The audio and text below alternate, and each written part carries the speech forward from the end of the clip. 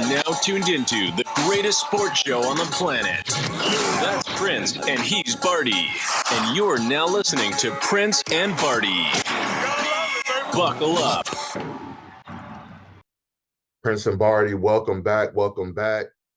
Episode 107. What's good, brother? How you? Man, we here, man. Ready to get it in, man. You know, NFL free agency. Let's get right into it, man. Let's get into this Barty report. It's the Barty Report. Let's be great. Let's be great. Where A-Slim Barty, a.k.a. Barty, brings you the latest news, rumors, and updates of the NFL. So NFL free agency, man. So many big moves, big names, new teams, new cities. What stood out to you the most? Which free agent move had Barty like, man, that's gonna make them a different kind of team? The move that means the most is the move that hasn't happened. I'm happy for Myles Garrett getting $40 million a year. He gets his flowers. Devontae Adams is still yet to be seen who he is because we don't even know who the quarterback is with the Rams. Now Stafford staying. Okay, well, but then we good with Stafford. But even then, I still think their O-line is an issue. What I like the most, the story I like the most, is there's a chance that Justin Fields will go to the Jets. Wow. A running quarterback always changes the narrative of a team. If you notice anything, once you have a running quarterback or a mobile quarterback, Patrick Mahomes, Josh Allen, Jalen Hurts, these type of guys, they change the dynamic. Then him on the Jets will give them new first downs, will make drives longer, will improve the running game because the running game is always improved because you have to watch out for the dual threat at quarterback. So I think that's what's going to be amazing for them. What remains to be seen is what Metcalf can do with the Steelers because we don't know what quarterback you're going to get in Pittsburgh. So it could be Russ, it could be whoever, but the style is not really means anything. But to know that Justin Fields could go play for the New York Football Jets, that's the biggest play for me.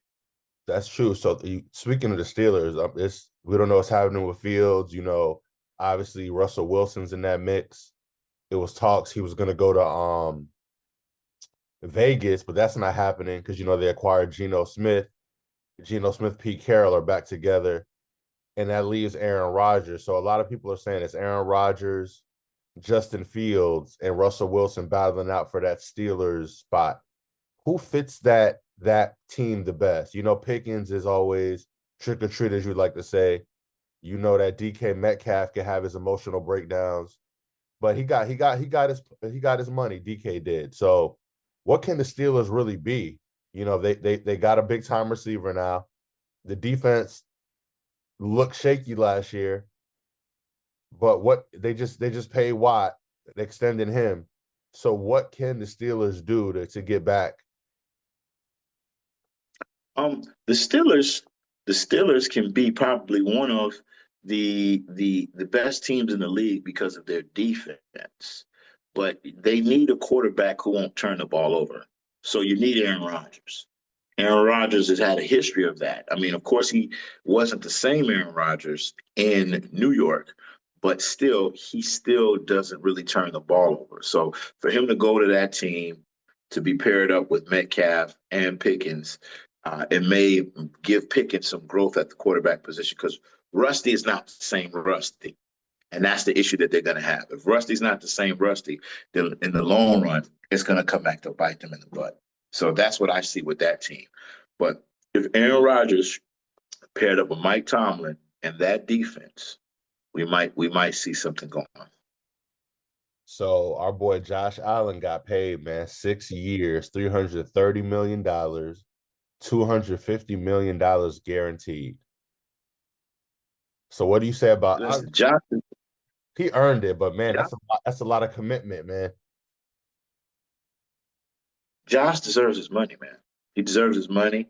It's a big commitment, but I mean, when you look at it, other than Patrick Mahomes, we see him year in and year out. He does what he does. They're the modern day Peyton Manning and Tom Brady between Patrick Mahomes and Josh Allen. Now, of course, Josh hasn't gotten a ring yet, but still, he's the second best quarterback in the league. Some would say it's your boy from Philly because he won the Super Bowl, but I would say I like I like Josh. Josh got his money. He deserving of his money.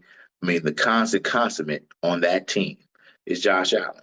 Diggs is gone.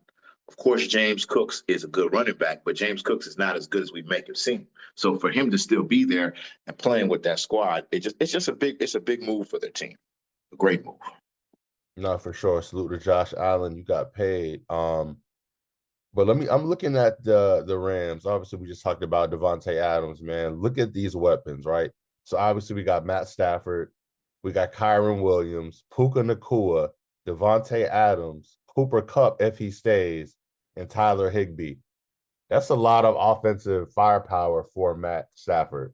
You know, like you said, they got to shore up that defense. But just looking at that roster, it's kind of looking like very eagle-ish, minus Saquon. Yeah, offensively, they have better weapons at the receiver than Philly. I would definitely say that. They have better weapons at the receiver than Philly. To see what they have and what they're doing, they're going to be a problem. They're going to be a major, major, major problem. I think Higbee may be the best tight end in the league because, you know, that's the quarterback's blanket. The blanket is the tight end. And so for Higbee to be there and be on that squad, it's just going to shore up that team even more. What do you think about a lot of these veteran defensive players getting released? You know, obviously Von Miller just got released. You know, Big Play Slay got released. So a lot of these guys who probably still have something in the tank, but out of all these guys, who could be used? Is Von Miller washed? I think Von is definitely washed.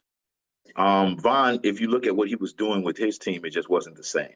So Von definitely is washed. Slay, I think the Eagles got rid of Slay because of age, attrition, injuries, things of that nature. Age, attrition, injuries, and things of that nature. That's why. All right, when you look at Zadarius Smith, he's another guy that's out there, just got released by the Lions. Is he done? Zadarius is not done. Zadarius just needs to find a system that fits him.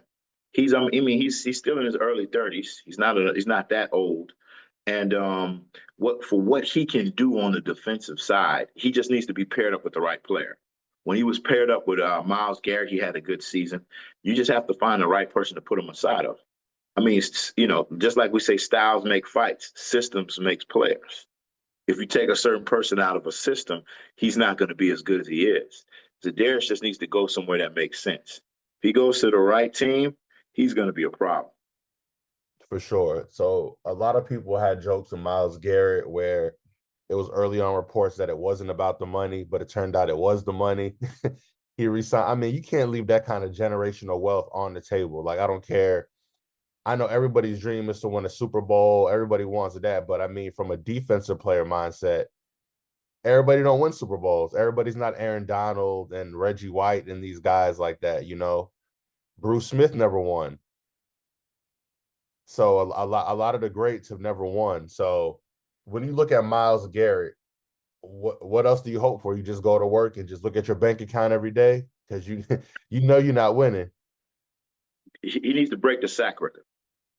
If you break the sack record, you immerse yourself in the history. When we look at certain players, there's certain players who have the sack record, like Bruce Smith. He has a record for the most sacks of all time.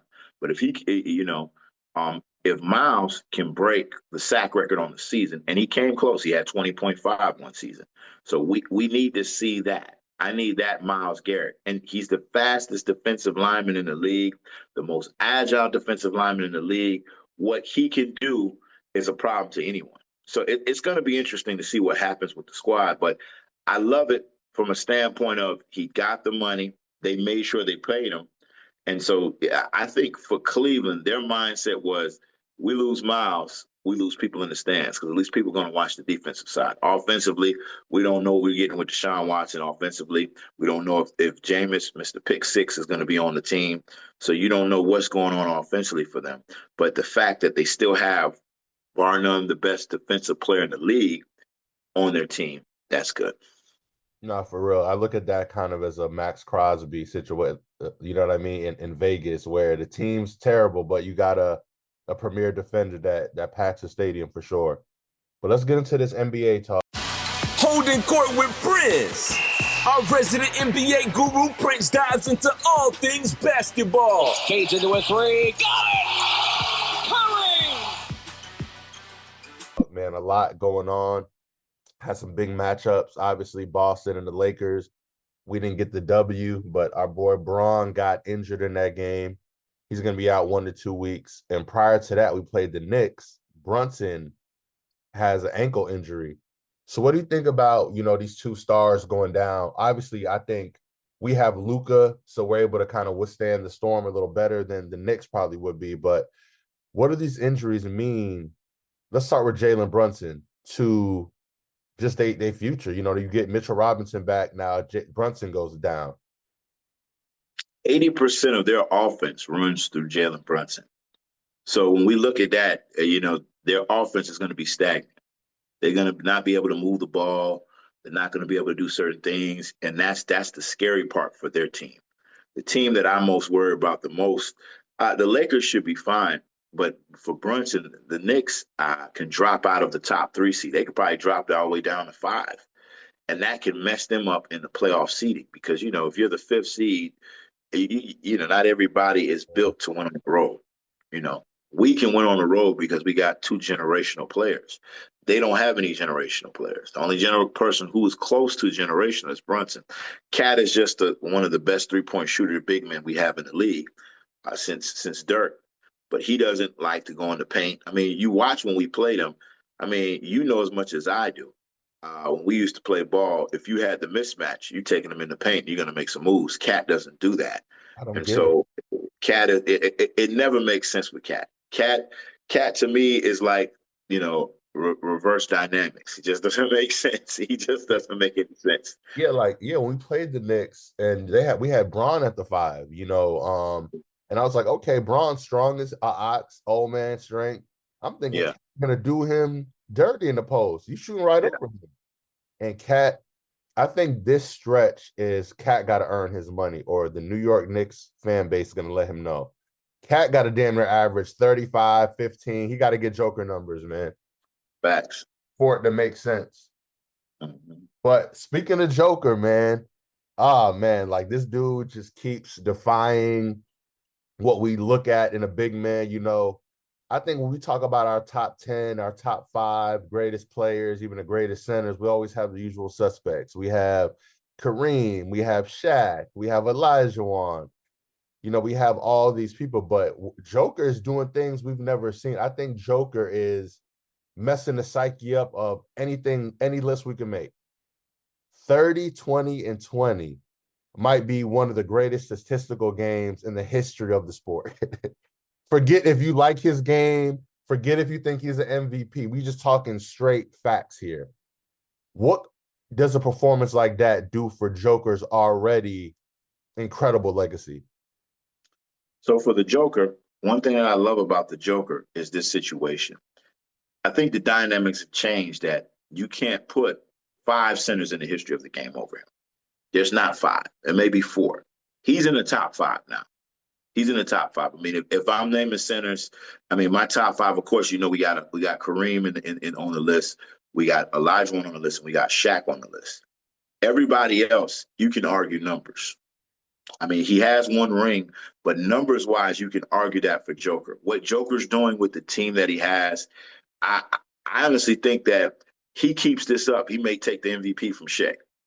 Shea is still putting up big numbers, but from what we've seen from Joker, we've never in our history of the NBA seen a center that can do the triple threat. And I think here's the thing, man. I think we gotta stop saying the center thing. We've never seen a player like this. I think Period. I think Joker and Steph Curry get marginalized. Like, oh, Steph Curry's the greatest shooter. I think people say that, so he's not in a GOAT debate. So it's kind of like, oh, he's the greatest shooter. Nah, bro. Forget the center thing, because he don't play center. He dribbled the ball. He had a point guard. So, I've been screaming Joker for longer than we've been doing this show, on air, in private, on how great he is as a player, right? You just never seen it before. And no disrespect to Shaq, work with him multiple times, know his camp. I got Joker, Shaq. We got a most dominant is cool. You're dunking on cats, but I couldn't play you in the fourth quarter. I just couldn't play you. And as a team and as a GM, I'm looking at a guy whose efficiency rating is better than up there with Jordan and LeBron, if not. That's true. So I can't. That's definitely true.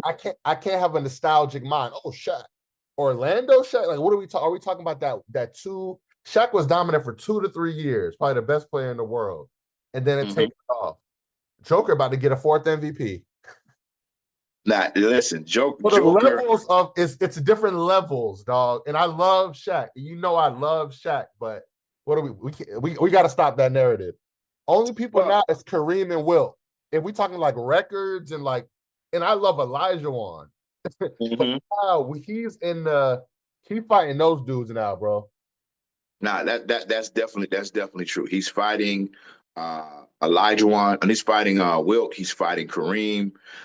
I still kind of have Elijah Wan above him, but I don't know about Shaq. Him and Shaq are neck and neck when we're talking about what he's doing at that position. If he can somehow propel that team in Denver to another championship, we have a discussion, because their bench is not the same. And then also he would do something that Kevin Durant, and Anthony Davis, and LeBron James wasn't able to do. Win Russell Westbrook a ring. Get Westbrook a championship ring. That's never been done. No, that would be crazy. So for him to do that, that shows his dominance. That shows his greatness. He is the best player in the NBA. It's not Shea. Yeah. It's not LeBron. It's not Steph. The Joker is the best player we're seeing every time. And we have to stop also saying that the face of the NBA has to be a American player. I'm sorry, I can't do that anymore, because you just give the man his flowers. He's the best player in the league. He's the face of the NBA, and he needs to get his flowers. That's it.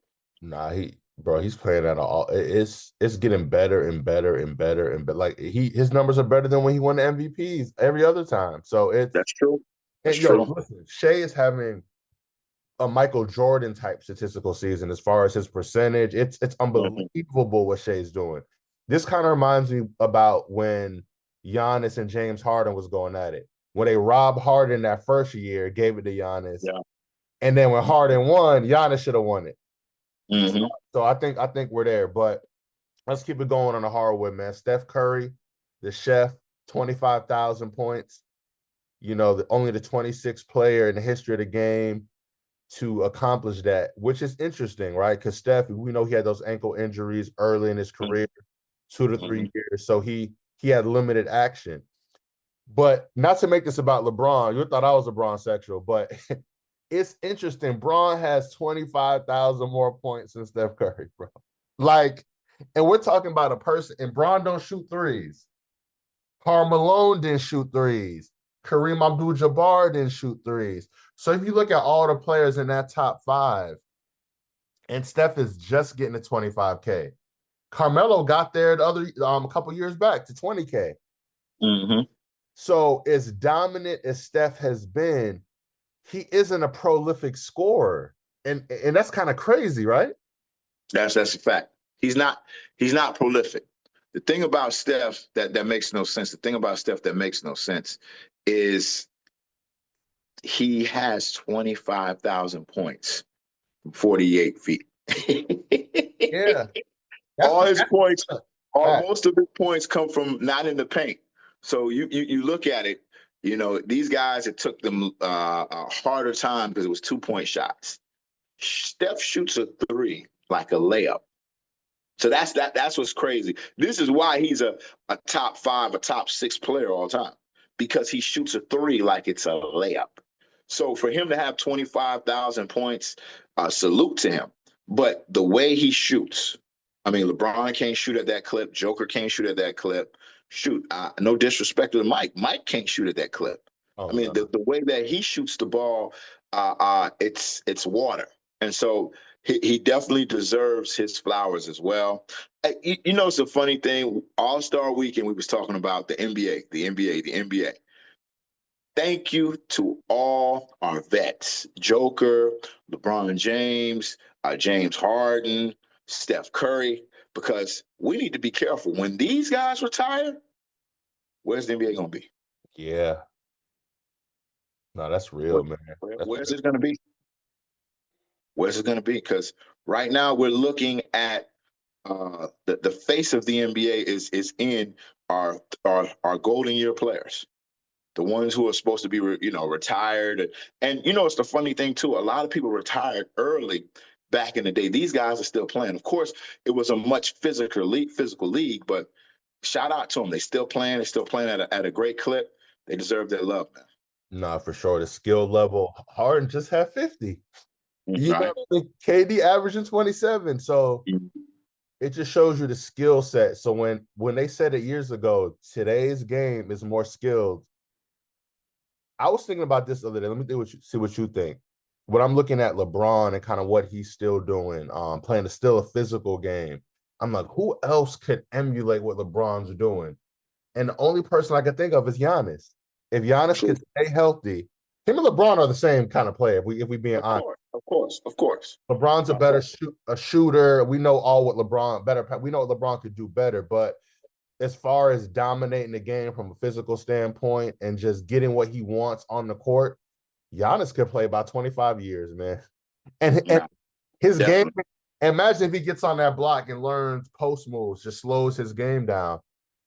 He might be up there with Braun. I don't know who else. KD probably, because he can shoot it and he's not as physical.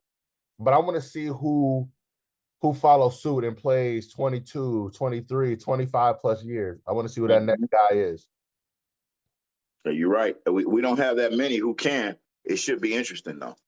Should be interesting. The NBA is crazy, man. I mean, you look at Giannis. You look at and the funny thing is with Giannis, he doesn't get his flowers either because of what they're doing in Milwaukee.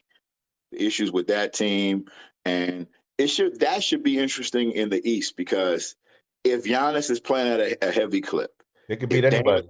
If Dame is playing at a heavy clip, who can beat him?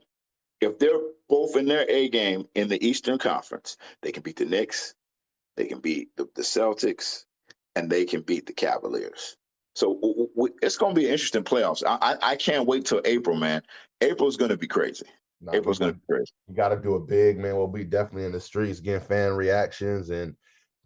But yeah, I'm not sure what's going to happen this playoff run, but I think just watching Boston, man, they remind me of the Warriors all over again, where you just running with a chicken with your head cut off, man, where so many three-point shooters, they bench is crazy. The Warriors team then and what the Celtics are doing now, it's like brother, sister, man, of that relationship and what they're doing. They're impossible to guard. I think outside of the Celtics, any team could be beat. But I think Celtics are the team to beat. Denver, I don't care about nobody in the West. I think so. Going back, what you're saying is the Bucks have a chance to beat everybody but Boston, I think, when you have somebody like Giannis. Yeah, definitely. Every team.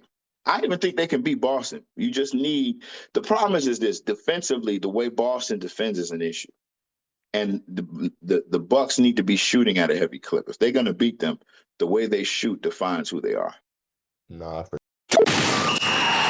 and Barty is your number one source for all things sports. Now streaming on Spotify and iTunes.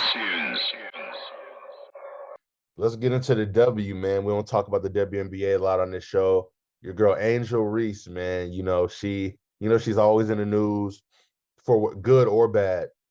So recently she said that there's talks amongst the WNBA players that she's willing to sit out if their contract and negotiations aren't met in terms of WNBA salary. What do you think about, I think every generation there's a fire starter, right? Good, bad, or indifferent that kind of shakes up the status quo. Caitlin Clark, you could tell she's a Steph Curry where she just wants to hoop. She wants to highlight her skills. She don't want to get into politics, and she don't want to get into the drama. But what do you think about Angel Reese's stance? Like she said, yo, we're not going for it. We're standing on business. Pay us what you owe. Pay us what we owe. We tired of going overseas. You know, they're playing in alternative leagues now, getting money, whatever. My boy's working on that show now, the rival league. But what do you think about Angel Reese standing on business and trying to get proper pay for WNBA? Angel Reese is good that she's doing that because they deserve more money. We need to do better by our WNBA players. I mean, the market is good. And from what we saw last year, between her and Caitlin, I mean, they brought the face back. They did what Larry and Magic did for the NBA. For sure. So for her to make that statement, I'm all for it. I'm all with it. She should be the one to say something. I mean, we saw everything that she has going on, and what they say she was making was not enough. So they need to pay their players more. But of course, they have to build up a market and a budget for the WNBA. And that's the issue that we have now, because before those, they didn't have the viewership that they have now. The viewership only came because of that. So we definitely need to, you pay the players more. You look at Aja Wilson, you look at Caitlin Clark, you look at Angel Reese. All these players are the face of the WNBA. Let them get their money. No, I'm with that, man. She also in the lab with Lisa Leslie. You know, a lot of people be clowning her because they say she be padding her stats. She'll miss an open layup, get the rebound, go up again, miss a layup. But in the lab with the great Lisa Leslie, working on block work, working on layup packages and drills. So hopefully Angel comes back and gets that respect on her skill set. But this is your lane right here, man. I saw this and thought about you immediately, man. Let's get into this ice check, man. The ice check with Barty. He shoots, he scores! Talking all things hockey with the latest news and highlights. Let's get into this hockey talk. We officially on Ovechkin watch. He is 9 goals away from the great Wayne Gretzky. He's at 886 at the time of this recording. Wayne Gretzky has 894. He's going to probably do it in less games, which is insane. So the record's 894. I guess for the casual fan, tell us about Ovechkin and like what would be his, I guess, NBA comparison when it comes to his greatness? Because, a lot of people who are casuals, we just hear about Wayne Gretzky, obviously Sidney Crosby, just the usual names and suspects. So talk to us about Ovechkin and what he's contributed to the sport of hockey. Ovechkin is the Kobe Bryant of hockey. He deserves his flowers. He's the Kobe Bryant of hockey, of the NHL, by far. And the reason why I say that is this. Kobe was a better scorer than Michael Jordan, in my opinion. I've never seen anybody who can score the basketball like Kobe Bean Bryant. Ovechkin can get goals like Kobe.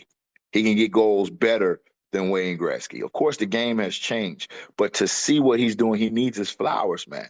This guy's going to get over 900 goals before he retires. Just think about that for a second, in a shorter time. He deserves his flowers. I'm excited for Ovechkin because when I really, really, really got into hockey when he was a rookie. And so Ovechkin is a bad boy. He has a ring, so we don't have to have that argument, oh, he's not a champion. He has a ring. Now he's going to break the record. The record is crazy. It's funny in sports. Records are now being broken at a tremendous clip. And we don't give these guys the flowers they deserve. But records are being broken crazily. And shout out to him, man. I'm excited for him. I'm excited for what's happening in hockey. Listen, I wish I could be at the game. I wish I could be there. The electric in the air, the cold, the ice, the fans, everything, the power plays. It's going to be a great night when he breaks that record. Nah, for real. Salute to Ovechkin, man. Do your thing. But you know what we didn't talk about? I mean, it's been talked about to death, but I just want to get your perspective from another angle of it. Obviously, we saw LeBron James run up on Stephen A. Smith. Yo, LeBron looked like he was about 7 feet tall, just standing over Stephen A. He looked like a little feeble boy, right? But I think the bigger discussion is, as a parent, obviously you get it, right? You get like you want the best for your kid. You don't want nobody talking about your kid.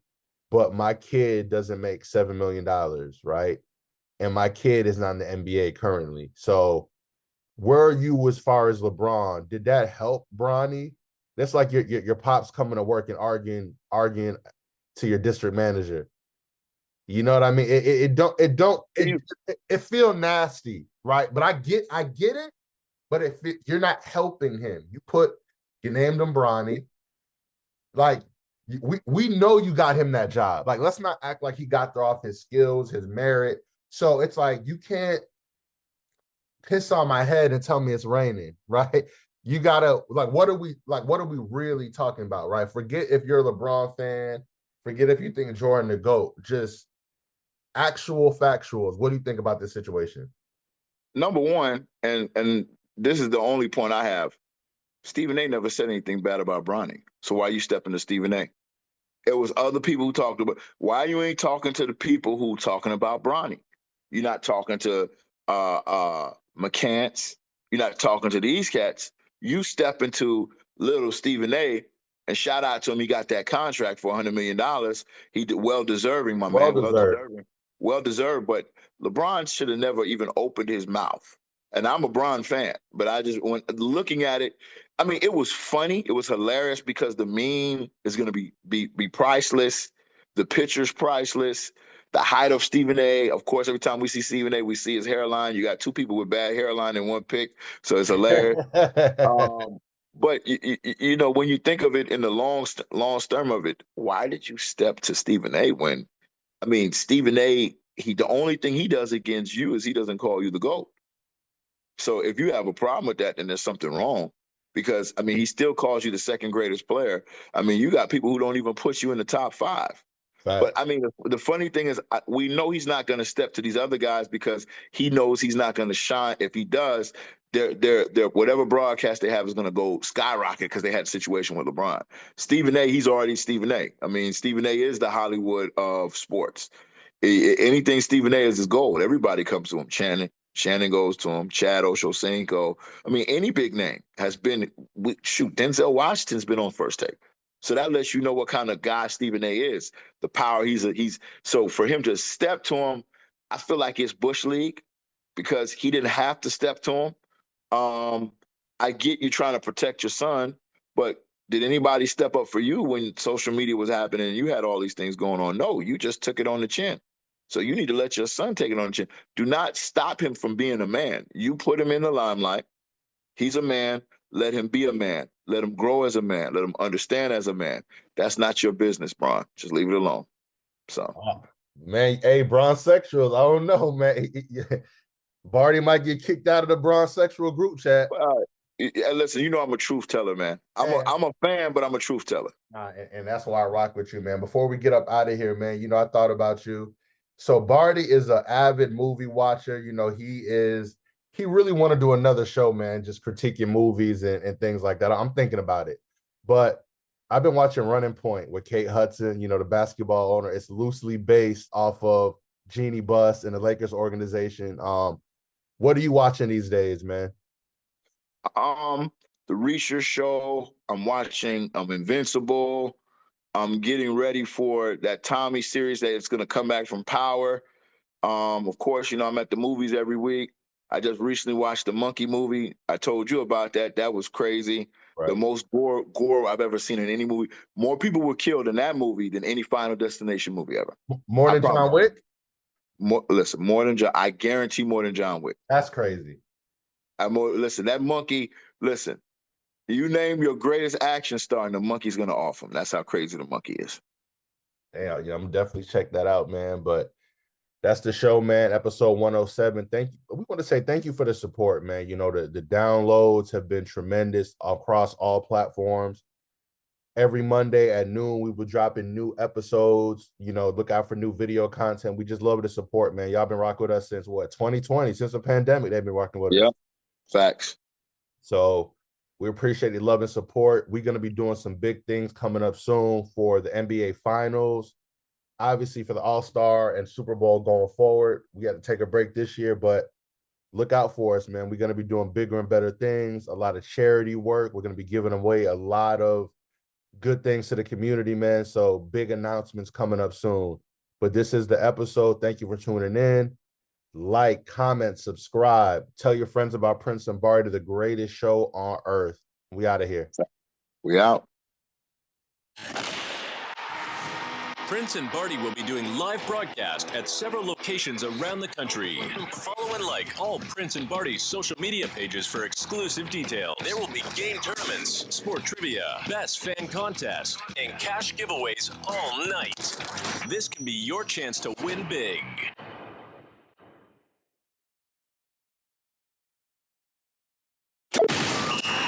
Prince and Barty is your #1 source for all things sports. Now streaming on Spotify and iTunes.